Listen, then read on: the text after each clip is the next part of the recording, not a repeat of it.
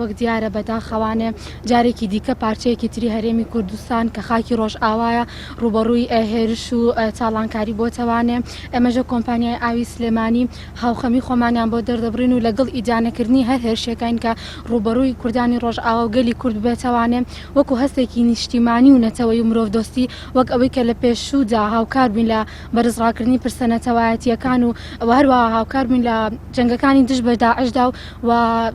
هاوکاری هێزەکانی پێشمەرگەمان کردووە و لەگەڵ ماڵە شەهیدان و لە قەوماواندا و ئەمڕۆژ کۆمپانیای ئاوی سلێمانی